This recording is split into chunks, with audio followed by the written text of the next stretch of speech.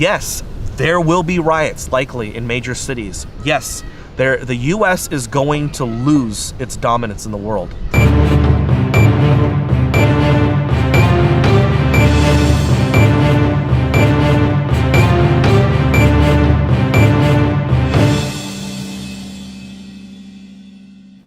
Okay, so I'm here with the Resource Times, and I'm fortunate to be able to interview Daniel Ameduri of Future Money Trends. If you've seen an economic video, a viral video on the internet, chances are he made it. He's a self-made millionaire. He's inspired me in so many ways. Daniel, thank you so much for joining me today. Thanks very much. Daniel, when I first started watching your videos and just learning about the economy, the videos were done in a certain way. And I've seen you evolve over time. And can you talk a little bit about that and just what your opinion is on the economy right now? Well, the goal with the videos has always been to educate people. But what we noticed is with our YouTube statistics that people didn't want to watch like a 30-minute or 50-minute documentary that was just a dumping of facts. So what we did was we kind of gave them the theatrical music, we gave the hard facts, and we made it more like watching a movie trailer, and it was exciting. People liked it. People were able to share with their family, and I think we were able to reach a lot more people by doing this. So, people were able to learn more about hard assets, more about the national debt.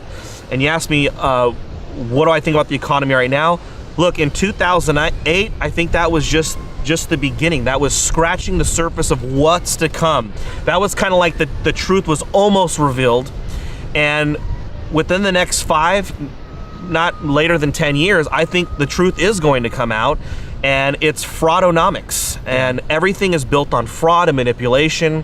And I think once this thing hits and once it comes out and the US dollar loses its reserve status, or at least there's a change in our global currency system, I think Americans are in for a huge shock. Yeah. Because most people, it's such a luxury, the life we have in the United States. And I think we're going to live more like a South American country where there's not much of a middle class, and we become a resource economy. You have credibility because you were one of the few people that actually called the Dow Jones and crashing in 2008. Nobody was talking about that. And you're talking about a real devastating situation going forward. We don't hear a lot of this stuff in the mainstream media, and you talk to a lot of alternative, heads and economic experts out there. And what are they saying? I mean, I'm talking about Rick Rule, Doug Casey, and people in this arena that aren't necessarily like gonna be in the limelight on your CNBC because of the things that they're actually saying. Yeah, it's true. I mean, I've been blessed to be able to talk to some billionaires, some very successful people who came from nothing, and they honestly built great businesses, and they've helped a lot of other people create a lot of wealth, like Rick Rule. As far as what they're saying, I mean, look, they see the big picture. I mean, obviously no one wants to see it collapse. We all want to see the truth come out, but nobody wants to see a complete disaster. I know when it comes to investing, Rick Rule, Marin Katusa, and a gentleman I just spoke to the other day, Greg McCoach, I've never seen these guys more excited. These guys are more excited about investing right now than they ever have been, because the bear market in the resource stocks has been severe. And if you look at the resource wars, like the Iraq war, where the US went in to basically control Iraq's oil, or what Russia just did in Ukraine, these are the resource wars kind of playing themselves out, and this is going to intensify. And so owning good resource stocks, I talked to Greg McCoach. He's investing in companies, and this guy has 18 10-baggers, and 2 of them were last year in one of the worst bear markets for the gold stocks. And here's Greg. He's so excited because he's not only buying a company that was basically taken over by new management, but this company, which it's the Stakeholder Gold, they are buying and getting contracts of properties that have had millions of dollars poured in them, yet they were left for dead because of the bear market. Yeah. So now all the hard work's done. All they have to do is drill, and they'll either find a major discovery or they won't. But they know where to drill, they know where there's anomalies in the ground because millions have already been poured into the projects. And this isn't even an inflation aspect to it. I mean, we were just talking about the economy and how bad things are. but you're talking about the actual economics of the company. And so it's two-sided essentially. Yeah, no, I always looked at the inflation as the icing on the cake. You want to find, it's very simple. It's the Graham-Dodd philosophy. You buy dollars for 50 cents. Just keep doing that. Just keep buying $1 bills for 50 cents and you're going to make money. And that's exactly what's going on with a lot of these resource stocks right now, especially the junior mining industry, where there's a lot of companies trading for less than the earth they own, less than the tractors, the mining equipment. The metal itself isn't even selling for what they can make a profit on. So investing in inevitability. Yeah.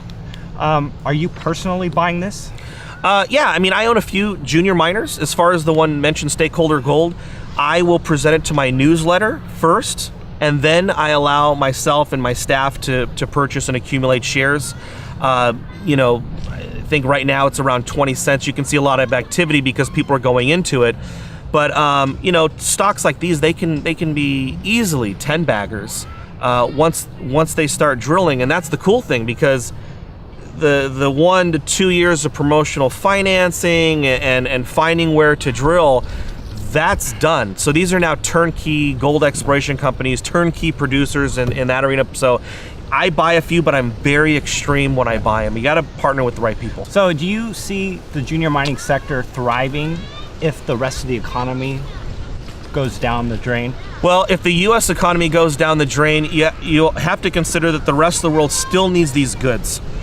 And if this is a monetary event we're talking about, where the Federal Reserve is losing control of the interest rates, or Russia or somebody has done something to shock the currency markets, the gold and silver companies, platinum and palladium companies, those could soar. So could the oil companies. Because if it's a monetary event, this is beyond supply and demand. This is now about protection. And look, here's the deal. This is why the mining stocks are going to rally huge when there is a monetary event.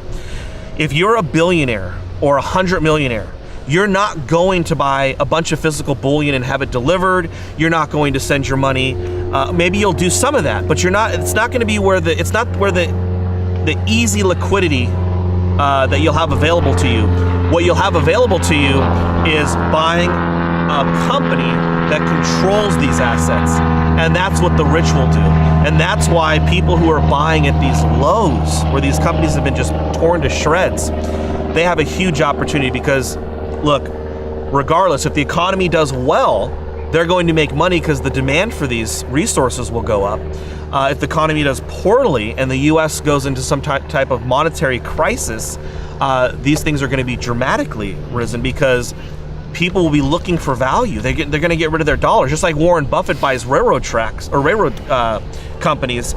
He's getting rid of those dollars and he's buying hard assets. I like your optimism, because even though you see the negative, you see what can potentially happen, you're optimistic about your future because you're acting now. And say that you know the economy is going to collapse. It is imminent. What is the first thing that you'll do? And then within 2 weeks, what is the currency going to be? The first thing I would do, and I've given this a lot of thought, because it's like, what if something happened? Hopefully, number one, that I'm at home. But I would probably go for kids' supplies. And what I mean is, since I'm about to have an infant any day, probably baby wipes, probably some type of lotion, or I guess I already have that stuff. But I have a lot of this stuff, but I would just want to have more, as much as I could. And of course, last minute food, fresh foods. You might be the last time you're getting apples for a few weeks or months, depending on how bad it is. So the second part of the question was, what's the currency in 2 weeks in the United States? Okay, so this is a tough one. If it gets really bad, the currency in some cities could be sex, alcohol, tobacco, food, certainly, water, certainly. In the general sense, what will the government do? The government will have to come out with a new currency.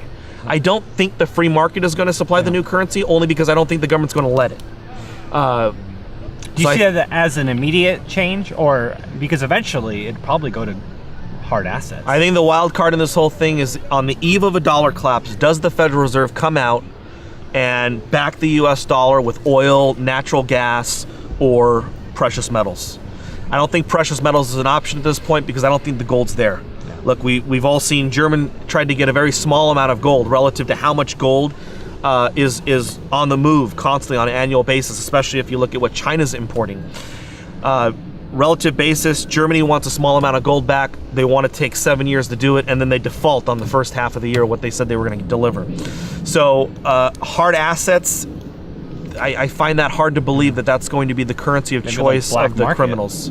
Yeah, no, for sure, silver will be used, ammunition, bullets, and again, the collapse could be on so many levels. The worst case scenario would be where there's like a complete breakdown, and that wouldn't probably come from an economic collapse. That would probably be more like somebody striking at our energy, our utility system in the United States, or an EMP.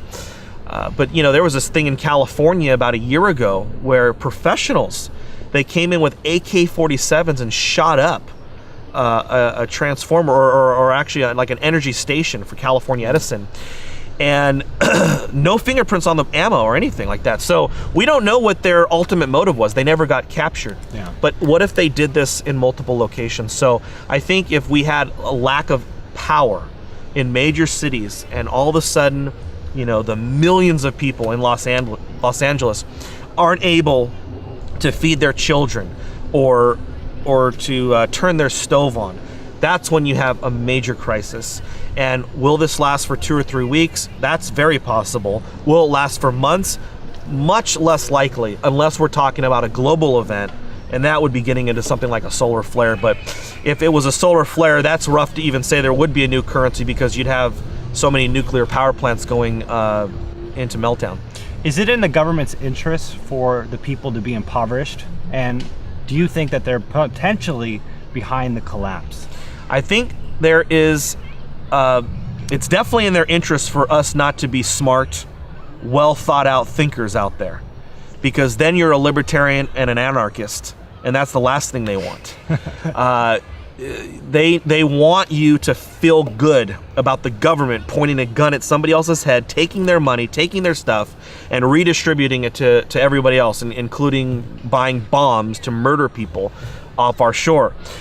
So is it their goal for us to be impoverished? Probably not too much. They don't want us to be too poor to where we have revolution, but they also don't want us to be too wealthy and smart to where there's a revolution or the realization that we don't need the government. No. We don't need the bureaucrats regulating our daily activities. So you wrote an article recently about the 10 ways that you can thrive the 10 actions to make you rich. I'm very optimistic, but I have to admit I'm very realistic. So there could be, when this shock happens, I definitely see a situation where there could be rioting in the streets. So I don't ever, even though I want people to thrive, I think the first thing we do is we prepare. Yeah. And I'm big on telling people you prepare for the worst, but then you've got to look at the next 20, 30 years, because so this is thriving though, right? Absolutely. Yeah, because you don't want to just plan for Katrina. Right. You want to plan for Katrina and how you're going to live through an event like that.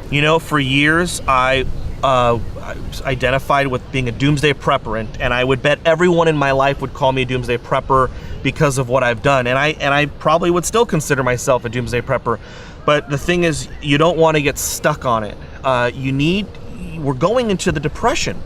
The U.S. is going to change dramatically how we make our money, how we save for later in life, how we teach our children. It's all going to change. I don't want to wait for it to change. No. I'm changing now, and then, and I want to help people change now, and that's a big thing. So I feel like, everybody has this awakening. I don't know, it's different for everybody. And, once you kind of swim out of the river and you're prepared, your goal and objective should be to bring as many people with you as many people as you can. I always say to people I work with that a rising tide lifts all boats.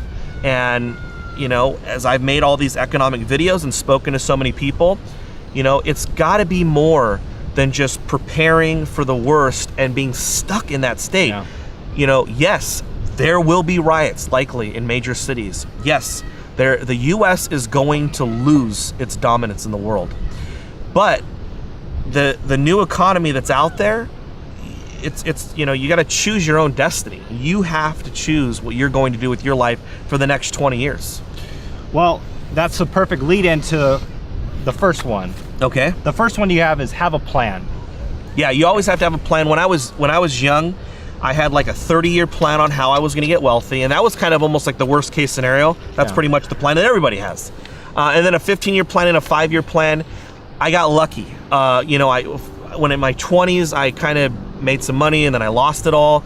But then on the second round, when I was in my late 20s, early 30s, I was very blessed that things just worked out. And, so you work on things that you enjoy doing, and that's what I did. And you kind of just got to ignore all the stuff that people are telling you to have a career, or the expectations people have of you, like going to college, or getting a certain degree, like becoming a doctor or dentist or a lawyer. Look, there's lots of ways to make money, plenty of ways. In fact, on our site, we have extra income ideas on our Smart Money membership. There are so many ways to make money, and all you have to do is plan it out and then do it. Well, I really identify with this next one, and maybe you could talk about it a little bit, but become a compulsive saver. Yeah, my wife and I, we are compulsive savers. When we were young, we would save at least 25% of our income. As our income grew, that grew actually. Yeah. Rather than spend more money, we started to save 75%. I think there was one year we probably saved 90%, probably in 2012, we probably saved 90% of our income. Yeah. So you become a compulsive, relentless saver.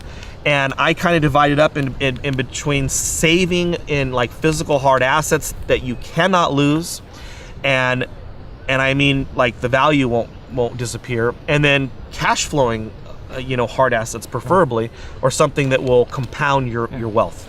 Can you encourage maybe some people who don't have a lot of money to save, and they don't see the value of actually saving because they don't feel like they make enough? They don't feel like what they do now is actually going to make a difference down the line. It will. Even if you look at somebody who only saves like $2,000 a year, if they just did that for 7 years and then it compounded over 30 years, they'll have like upwards of $800,000. Yeah. Saving 10%, you can live off the 90. I wrote another article a few months ago about 10 ways to really save money. And people didn't like the ideas, but it was like, get rid of your pet, cancel the cable bill. There are ways you can save more. Yeah. And of course, there are also ways you can make more money too. And being a compulsive saver probably is what potentially made you a better business person. I mean, it sets you up to be a good business person and to thrive in that way. Would you agree with that? Yeah, my business has never been in debt. No. We don't even have a credit card. All right, well, the next one on this list is focus on investments that cash flow. What do you do to that? Okay, so you have your savings, which could be financial insurance like gold and silver. You have your speculations, which are like the junior miners, like we just talked about. And then you have your investments, and that's where 90 to 95% of your wealth should be, really. It should be in investments. And investments are businesses that cash flow, that actually pay you a dividend, a yield. You make money from them. And that's huge. Too many people put all their money in speculation, or they put all their money in just hoping for capital appreciation. Look, when I buy a rental property and the tenant is paying $1,000 a month per, let's say, I don't care if the property goes up or down or sideways. It doesn't really matter. And I'll give you a real life example. I had a duplex in Tennessee that was at about $120,000 in the 2008 crisis. It went down to about $70,000. However, throughout the crisis, from beginning, during, and after the 2008 crisis, the tenant paid about $1,100 combined. And I never even considered selling it. It didn't matter because it was about cash flow. And if you just keep buying things that make you more money, eventually you'll be rich. All right, so the next question, and I guess this kind of goes into what we were talking about with the junior mining sector, real estate, kind of everything, but it's buying at the right price. What does that mean to you? You cannot get excited when a chart goes up. If a chart's going up, it should not make you excited. When a chart goes down, it should get your interest. And so buying at the right price, it's easy to do this when you go to the grocery store or if you go clothes shopping, because it sits there and says 50% off sale. Or you go to the grocery store and maybe you're familiar with Apples or Hamburger Helper, just pick something. Yeah. And then one day you go to the grocery store and you see that, it's a 2-for-1 deal. So you buy, so you load up. Or if you're like me and you're a doomsday prepper, you really load up. My wife was at Costco today, the Mark West wine, Pinot Noir. It's usually like $12. She saw it for $6. I was like, load up. Buy 20 of them. So she's 9 months pregnant, so I couldn't have her carry too much. But so anyway, that's easy for us to understand. But for some reason, when we start talking about investments, we completely leave that knowledge and experience and education behind. It's the same thing. That's mainly what I mean when buy at the right price. Not only in consumer goods, but especially investments. You buy at the right price. You be patient. Yeah. And when you see a good deal, you go big. Go big. All right. Well, this next one is treat debt as your arch enemy. Yeah. And you probably already touched on it a little bit, but I mean, go ahead. I think debt should be, you should treat it as your arch enemy. Book of Proverbs says the borrower is servant to the lender, and that is so true. Too many Americans, we're all conditioned that it's normal to get a car loan. It's normal to get a 3-decade loan when you get a house. It's normal to have some credit cards. It's normal to borrow money to go to college. It's normal to finance jewelry when you go to the jewelry store. Yeah. The other day, my wife and I, we don't buy each other a lot of stuff like that, but I did want to buy her a gift. And I went to the jewelry store and 3 times they kept they're like, you need to fill out this application. And I was like, well, can't I just buy it? And they're like, yeah, you can just buy it, but it's no interest for like 3 years or whatever. I'm like, no, I just want to buy it. I just want to be done with this. Yeah. So with the exception of borrowing money to buy an asset that will pay the debt plus give you return on your money, otherwise you shouldn't be getting into debt. I think when it comes to the own versus rent, a lot of people don't consider when you own a home, you have maintenance, you have mandatory taxes every year, you are stuck. You may have to vacation because you're not living where you want to live. Well, you might be able to rent where you want to rent. So you got to weigh out all the costs, but I highly recommend people just avoid debt. Don't do it. Yeah, so you don't consider yourself as extreme as Dave Ramsey. He would say don't even finance a business. I mean, you're talking about, financing a rental home. I mean, I think Dave Ramsey does a disservice to everybody. Dave Ramsey is making probably, I don't know, I'm going to guess. Let's say he's making $1 million a month, at least probably, right? Mm-hmm. Dave Ramsey tells everybody how he buys houses free and clear. That's the only way he does it. Well, look, for the average person who's making $30,000 to let's say $50,000 a year, that's not realistic. They will never get to buy a rental property. Yeah. They're far better off saving the 20%. Let's say it's a $50,000 house in Toledo, or Memphis, Tennessee. They could come up with $5,000, that's 10%, or $10,000, that's 20%, and now the tenant is giving them a return on that money, which is cash flow. Yep, and then they also control a hard asset that is made up of all kinds of commodities and manual labor. A hedge against inflation. Absolute hedge against inflation, and you're actually shorting the dollar because you're getting a loan against that at a low, artificially low interest rate right now.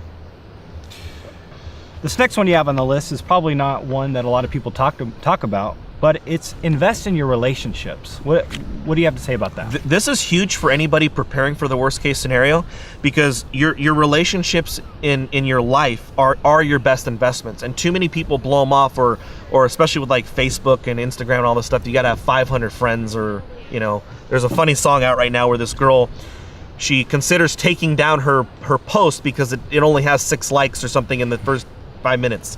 Look, real relationships, a core group of people, maybe 5, maybe 10, first and foremost, to go through the next 10, 20, 30 years, people you can rely on, people you can trust. In life, you're going to want to invest in those. I have a son and a daughter and another daughter on the way. I want people in my life that I'm so close with that if anything ever happened to me, I know for certain that those people would reach out to my children and teach them the principles and values that I hold dear. And investing in your relationships and businesses, you should invest with the right people, and you should do business with people that you enjoy and people you plan on doing business with for 3-4 decades. This next one is educate yourself. This is huge. So I've always despised conventional education since I was like 16 years old, and I think that's a big thing with the internet. I think it's a lot easier to educate yourself. but you have to educate yourself in finance. You have to educate yourself on what your life philosophy is going to be.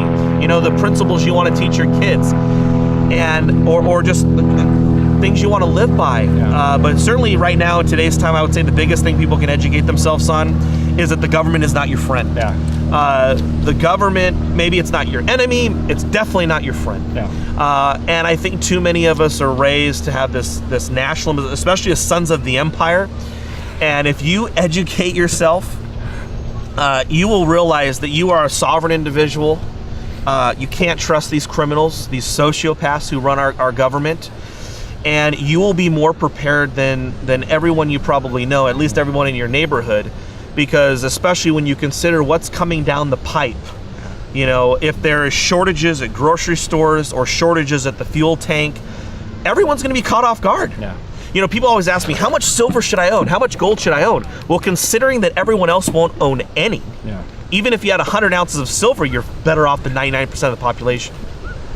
It blows my mind that conventional education is actually going up, while education in general is becoming more and more available. It's free, essentially. It really is. Anything you want to look for is pretty much there, right on the internet. In fact, I can just look at my phone right now if I wanted to find out instantly what the capital of a certain country is. And yet, college education is just going through the roof. And I think you touched on it, and you said it. People need to be thinking out of the box. Creative destruction. I mean, when you think about education, it's already destroyed the poor guy who was selling encyclopedias, and the internet's next target is conventional colleges, because there's no reason to spend 80 to 125 grand for these educations when you can get the same thing on the internet. Or, I mean, for a lot of people, especially nowadays where the college degree really isn't helping you, find somebody who is in the industry you want to be in and tell them you'll work for them for free. You know, especially if you have good work ethics and you're likable, who wouldn't want to have somebody help them out for free? Well, and that's a whole nother topic. But I mean, as the minimum wage goes up, the more people do have to work for free to get those educations. But we'll move on from there. This next one is definitely against the American lifestyle. It's a consumerism. People are conditioned to want to have what their neighbor has, to want to live like they see people on TV live. But it says here to live below your means. It's huge. Luckily, my wife was totally on board, but it really does have to be a family decision. And I would say the single biggest mistake most Americans make, especially going into this depression, is upgrading that house, is moving every 3 to 5 years. Like, you know, I know 50 and 60-year-olds who are buying houses with 3-decade loans. I mean, what's the point? You might as well just rent. Once I let this helicopter pass us, it's the government, it's the NSA. So, is moving, and that's a huge expense. It's a huge housing expense. Is driving too nice of a car. You know, if you make $40,000-$50,000 a year and you're buying a $25,000 car, you're making a big mistake. Live below your means and build a better you. Whether that means investing just in yourself and your own education, or just enjoying life. Why work 10 to 12 hours a day? You only have roughly 28,000 days when you take your life expectancy in the U.S. Enjoy your days. Wouldn't you want to work and be more leisure about your life? Maybe have some wine rather than have a huge mortgage payment? People care about what other people think. And I think that's a big reason why people can't do this. They have to show that things are okay. They have to show that they rank up until against their neighbor. I mean, I remember as a kid, you know, working jobs that were low-end jobs, minimum wage, and, you know, cleaning. I was cleaning. And I think people just, they worry too much about what other people are doing, and they don't live below their means. So they don't, and no one cares what you drive. Maybe for the first 30 seconds you get kind of a high, like, oh, look at my new car, but then it's done, and now you're stuck with a $900 mortgage payment and the insurance and the gas. Look, I've saved and done very well, and I'm not embarrassed at all to say that one of my vehicles is built in 2003, the other one is 2011. And sure, I don't have as nice of a car as maybe some of my much poorer friends, but I feel comfortable. I get to hang out with my kids every day. And certainly if and when there is an economic collapse and a crisis in this country, I will have had the money to purchase solar panels so I'm energy independent, extra food storage, ammunition and guns. Yeah. I don't care about a Mercedes. I care about sustainability. Yeah. Well, you're a leader. You don't care about what other people think. You're going to do what you're going to do. And that's noble, and it's inspirational. Thanks. And this last one, this one's thriving. Compound your wealth. And again, we talked about cash flow, we talked about different investments, but just the value of being able to compound your wealth. And I think that goes by people realizing that even with a regular income, they can save and they can be wealthy over time. Yeah, compounding your wealth. I think it was Albert Einstein that said it was the eighth wonder of the world, and he also said that those who understand interest earn it; those who don't pay it. Yeah. And that's pretty much it. Getting a return on your money, a safe return. Future Money Trends, we have a true hedge strategy. It's actually, to protect you from inflation, deflation, going over the next 10, 20 years, and it's all about compounding and educating people on. You keep one part for yourself, just as the richest man in Babylon story, and then with that, you want to keep those dollars working or whatever, your wealth growing. So growing your wealth without doing anything, passive income, and it can be done even in times like this. There are plenty of hard assets. There's farmland. Think about all the people who have farmland. That's a hard asset. Residential real estate, it's a hard asset. There's so many hard assets out there, and you want to own real things. You want to get out of the paper currency, own real things, if you can, your own business, and keep that cash flow building up. Well, it was a great talking to you and having this chat. If you want more information and to learn more about Daniel and his newsletter, visit futuremoneytrends.com. Thanks, sir.